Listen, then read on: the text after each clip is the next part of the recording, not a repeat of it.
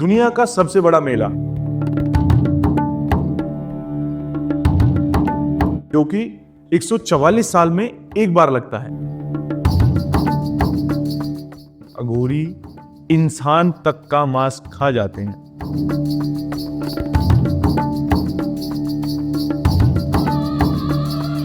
जो साधु थे उन्होंने 9 साल से अपना एक हाथ ऊपर ही रख रखा।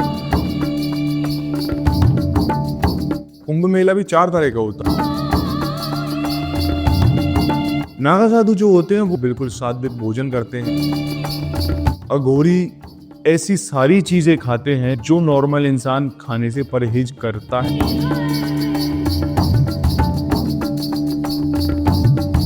अघोरी जो अपने शरीर पर भस्म लगाते हैं वो लगाते हैं शमशान घाट की। दोस्तों, अगर आपको मौका लगे वहां जाने का तो आप प्लीज जाइए, क्योंकि इस जीवन में ये आपका पहला और आखिरी महाकुंभ मेला है।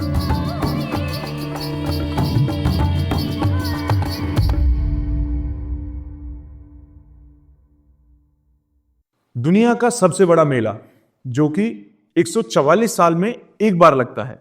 जी हां, हम बात कर रहे हैं महाकुंभ की। ये इसी साल 13 जनवरी से लगने वाला है। और आपको कैसा लगेगा अगर मैं बोलूं कि ये मेला इंसान के जीवन में बस एक ही बार लग सकता है। अब या तो वो इसको मिस कर दे या इसको जाके देख ले। चलिए, क्या है इस इवेंट की सच्चाई जानते हैं डिटेल में। आज हमारे गेस्ट हैं गौरव भाई। कैसे हो गौरव भाई? बहुत अच्छे राहुल भाई, आपके चैनल पे आके मुझे बहुत ही जेन्युइन फीलिंग आ रही है। और आज जो टॉपिक रहने वाला है महाकुंभ के बारे में, वो काफ़ी अच्छा और एक अद्भुत और एक रहस्यमय टॉपिक है, जो कि आपको राहुल भाई ने बता ही दिया है एक महाकुंभ मेले के बारे में। दोस्तों, बहुत ही धार्मिक ये मेला होता है, बहुत ही ओवर क्राउडेड ये मेला होता है। इसमें लाखों करोड़ों लोग आते हैं। लास्ट जो मेला लगा था वो उसमें 200 मिलियन आए थे, तो 20 करोड़ के आसपास होते हैं। यूपी की जो पूरी पॉपुलेशन है उसको आप एक जगह पे इकट्ठा कर दो, इतने लोग उस मेले में आए थे। तो मैं तो यही कहूँगा कि इतनी जो गैदरिंग है वो शायद इस विश्व में, इस वर्ल्ड में कहीं भी नहीं देखी गई होगी। यूनेस्को रिपोर्ट में है ये जो गैदरिंग है, रिलीजियस जो गैदरिंग है, ये पूरे वर्ल्ड में सबसे बड़ी गैदरिंग होती है। और आज ही हम इसी इवेंट के बारे में कुछ एक रहस्यमयी बातें करेंगे। तो दोस्तों, बहुत अच्छे फैक्ट्स जानेंगे, जो अनटोल्ड फैक्ट्स जो होते हैं, जो आप सुन के चौंक जाओगे।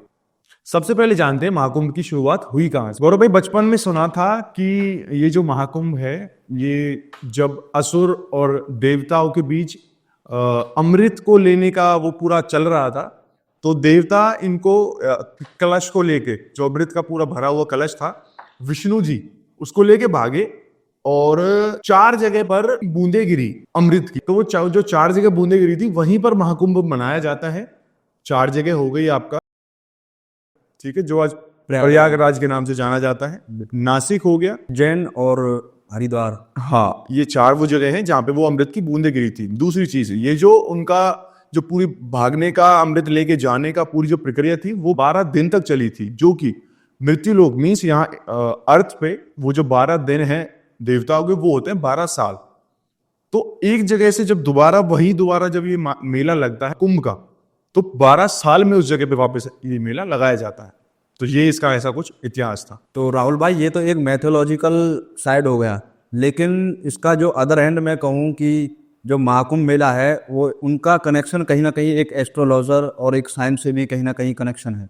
क्योंकि जो ये महाकुंभ मेला लगता है ना, इसका चंद्रमा से, हाँ, जुपिटर से भी इनका कनेक्शन होता है। मतलब पूरा ना, ये मतलब आप सोच के देखो कि इतने पुराने टाइम पे लोगों को, हमारे इंडिया में जो था पूरा, तो उनको ये इतना तक पता था कि इस टाइम पे जुपिटर की प्लेसमेंट ये रहेगी, अर्थ की प्लेसमेंट ये रहेगी, शनि इस टाइम पे यहाँ पे रहेगा। तो उन सारी चीजों को मिला के जो महाकुंभ है ये मनाया जाता है। चंद्रमा की पोजीशन, बृहस्पति की पोजीशन के हिसाब से ये मेला लगता है। तो जिन लोगों को लग रहा है कि बस सुनी कहानियां हैं, उस पहले वो जो विष्णु जी अमृत का कलश लेके चले गए थे और उसकी ब्याह पे लगता है, ऐसा नहीं है। ये आप जब देखेंगे जो स्पेस साइंस जो होती है, जुपिटर कहाँ पे है, उसकी पोजीशनिंग क्या है, तो जब ये महाकुंभ मेला लगता है, इसकी जो डेट्स अनाउंस होती हैं, उस टाइम पे एक बहुत ही यूनिक पोजीशन पे होते हैं ये चीजें, ये प्लैनेट्स, उस हिसाब से ये मेला लगता है।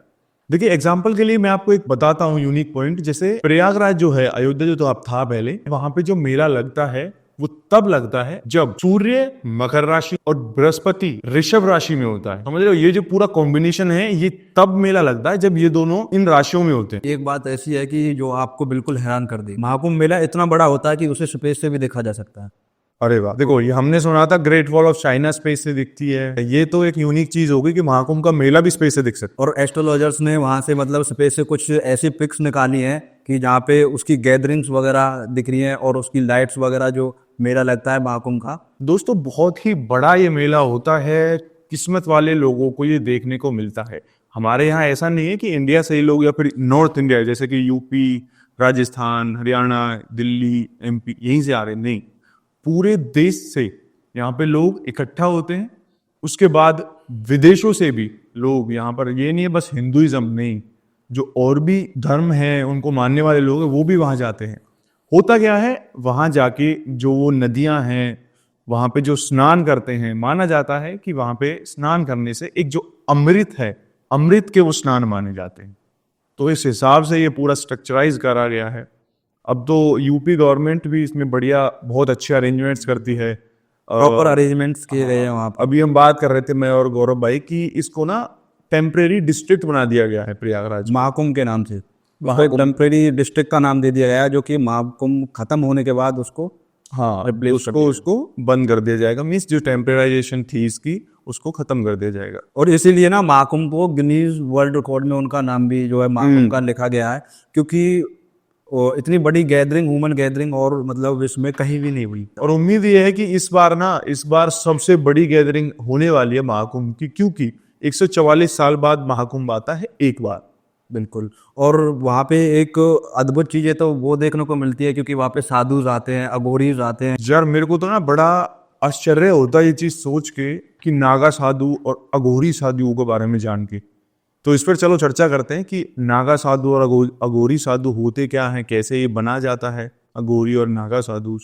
बहुत सी मैंने पॉडकास्ट क्लिप्स देखी हैं, बहुत सी मैंने यूट्यूब पर वीडियोस देखी है, इंस्टा पर वायरल कंटेंट गया है कि अघोरी के नाम से। तो ये जो वर्ड है अघोरी और नागा साधु, ये होते क्या है, इस पर कुछ एक बार डिटेल में देखते हैं। तो राहुल भाई, उनकी ट्रेनिंग इंटेंस इतनी ज्यादा होती है कि उन्हें 13 अखाड़ों में अपना ट्रेनिंग करनी पड़ती है। एक योगा ट्रेनिंग होती है उनकी, और उनको मतलब सारी चीजें पढ़ाई जाती हैं, वेद व्यास वगैरह सारी चीजें, उनको तलवार वगैरह सिखाई जाती हैं, और उनके त्रिशूल वगैरह, उनको सब चीजों के साथ उनको बहुत ट्रेनिंग करनी। देखो दोस्तों, इसमें क्या है, नागा साधु जो हैं वो, कई लोगों को अघोरी और नागा साधु का डिफरेंस नहीं पता। तो नागा साधु जो होते हैं वो होते हैं पोलाइट रूप शिव जी का, उसको वो मानते हैं, उसकी वो तपस्या करते हैं, है ना। आप समझ सकते हो, नॉर्मल जो हमारे महादेव हैं उनकी वो तपस्या करते हैं।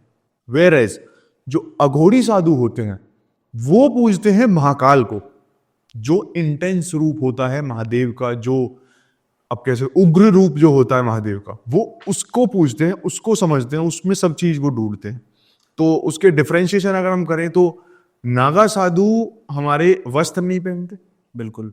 वेरेज अघोरी भी वस्त्र नहीं पहनते, लेकिन अघोरी जो अपने शरीर पर भस्म लगाते हैं वो लगाते हैं शमशान घाट की। तो ये भी बड़ी अद्भुत चीज हो गई और मतलब रहस्यमयी चीज होगी। और बताते हैं राहुल भाई कि इनका डायरेक्ट कनेक्शन शिव से होता है।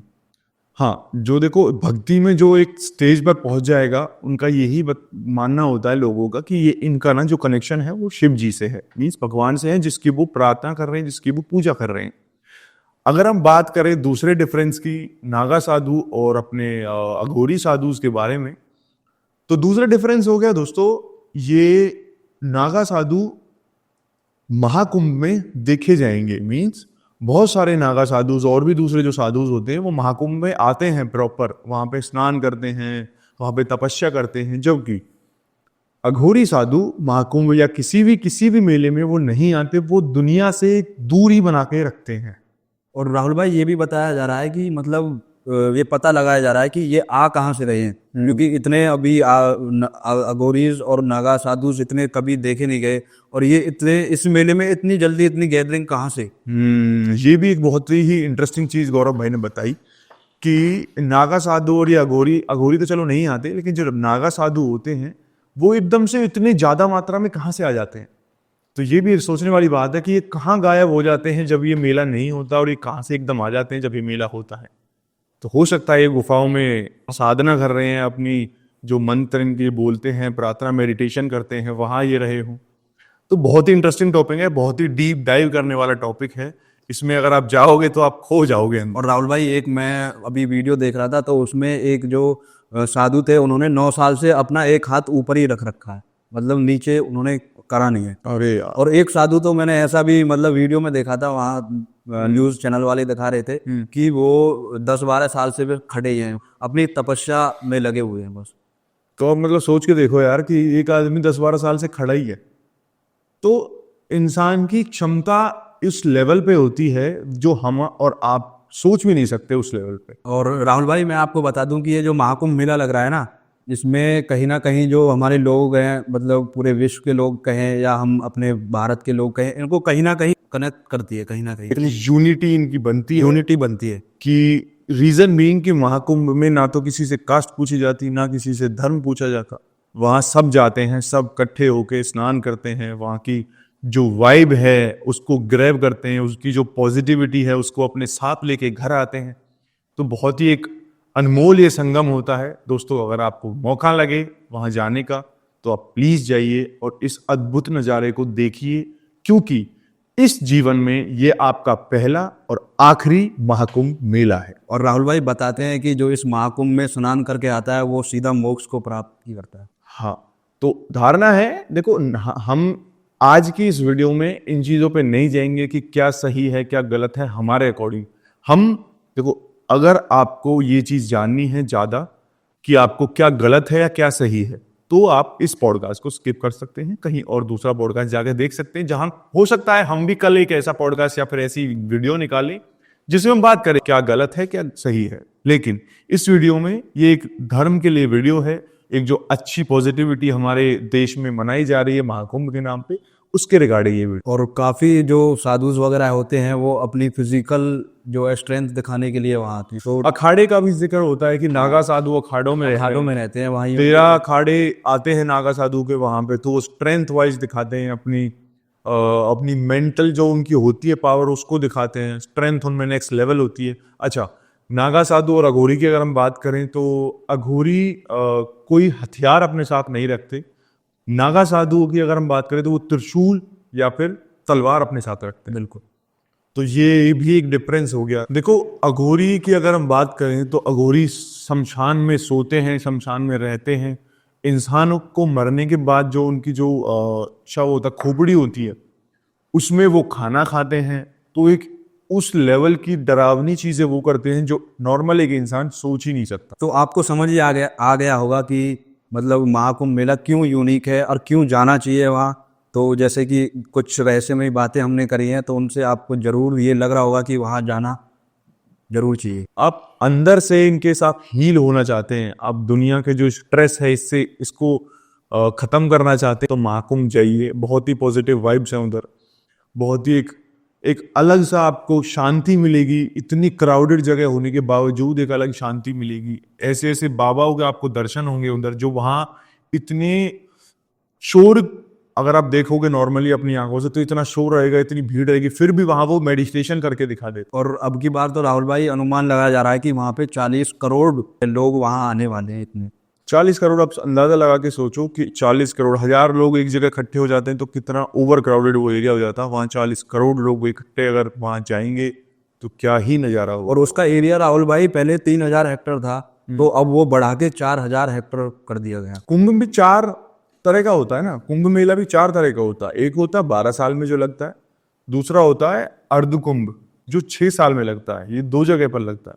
उसके बाद आपका हो गया महाकुंभ जो 144 साल में लगता है। बिल्कुल। और एक आपका हो गया अर्धकुंभ जो अर्धकुंभ नहीं, माघ कुंभ। जो माघ कुंभ जो होता है वो माघ के महीने में लगता है हर वर्ष। तो ये वो अपॉर्चुनिटी है जो आप मिस नहीं करनी चाहिए आपको। जो 144 साल में महाकुंभ लग रहा है उसको आपको मस्ट विजिट करना है। तो राहुल भाई, ये मेला एक पूरे विश्व के लिए ऐसी मिसाल है जो कि एक धर्म, एक आस्था के लोगों को एक डोर में बंधे रखती है। देखो, अगर हम बात कर ही रहे हैं तो एक और मेरे को पॉइंट याद आया अघोरी और नागाज के बारे में। नागा साधु जो होते हैं वो एक नॉर्मल वेज खाना खाते हैं, बिल्कुल सात्विक भोजन करते हैं नॉर्मल, ठीक है। वेयर अगर हम बात करें अघोरी की, तो अघोरी ऐसी सारी चीजें खाते हैं जो नॉर्मल इंसान खाने से परहेज करता है या फिर नहीं करता है। जैसे अघोरी मांस खाते हैं, अघोरी शराब पीते हैं, अघोरी जो भी, उनके लिए कुछ बुरा नहीं है। अघोरी इंसान तक का मांस खा जाते हैं। तो वो अघोरी मेनली क्या करते हैं कि मृत्यु और जीवन, उसमें वो भेद नहीं रखना चाहते। वो मृत्यु और जीवन के बीच में बैलेंस बना देते हैं कि हमको ना तो मृत्यु का डर है, ना जीवन की आस्था। और ना ही अच्छाई और बुराई वो सबको मतलब करेक्ट। वो ना तो अच्छाई बुराई, वो इनका कोई अंतर ही उनके लिए कुछ नहीं होता। वो एक अलग ही प्रकार के प्रजाति हैं। मतलब कोई ही अघोरी बनना चाहता होगा, अगर जो अघोरी बन जाता है उसका लेवल, उस मतलब कोई सोच नहीं सकता जिस स्टेज पे वो पहुंच जाते हैं। तो नॉर्मल इंसान के लिए ये चीजें बहुत बहुत बहुत ज्यादा बड़ी हैं, और वो भी चीजें आपको देखने को शायद मिल सकती हैं अघोरी वहां पे, शायद। और एस्टिमेट लगाया जा रहा है राहुल भाई कि अब की बार जो एस्टिमेट लगाया ना, वो 5,000 करोड़ का बजट जो वहाँ का बना है। हाँ, यूपी गवर्नमेंट ने जो 5,000 करोड़ का जो बजट है वो अलॉट करा है इस महाकुंभ के लिए। लेकिन एक चीज और है, जो टूरिज्म वहां पे बढ़ेगा, ये फायदे का ही सौदा रहेगा यूपी गवर्नमेंट के लिए। देखो, इतनी ज्यादा बड़ी मात्रा में जब लोग एक जगह आएंगे तो वो खाना भी खाएंगे, वो रहेंगे भी, ठीक है। आसपास के जो होटल्स हैं वहां पे अगर आप देखोगे तो वहां पे वो रहेंगे, तो सर्कुलेशन बढ़ेगी ना मनी की। तो सर्कुलेशन बढ़ेगी तो गवर्नमेंट पे टैक्सेशन भी जाएगा, और ओवरऑल जो इकोनॉमी जो बूस्ट होगी यूपी की इस मेले से, वो भी नेक्स्ट लेवल रहेगी।